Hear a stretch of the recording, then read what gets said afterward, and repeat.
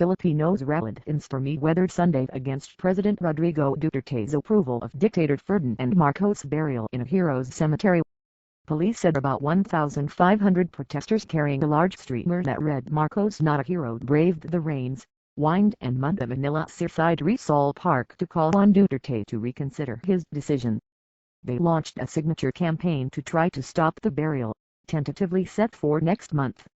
Loretta Ann Rosales, who formerly headed the government's Commission on Human Rights, said she was tortured, electrocuted and molested with thousands of other detained left-wing activists under Marcos during a dark era in Philippine history that clearly shows why that brutal leader did not deserve to be accorded any state honors. Is that not enough evidence? Is Marcos a hero? Rosales asked, with the crowd yelling back, "No."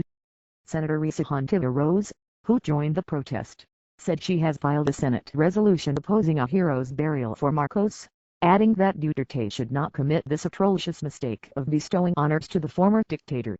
Marcos went down in history as an unrepentant enemy of our heroes, Rose said. To honor the man a hero and bury his remains in a place reserved for the brave and martyred is an inimitable political abomination.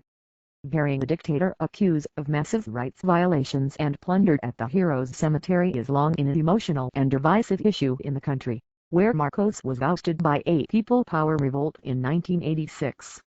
He was flown to Hawaii, where he lived with his wife and children in exile until and died in 1989.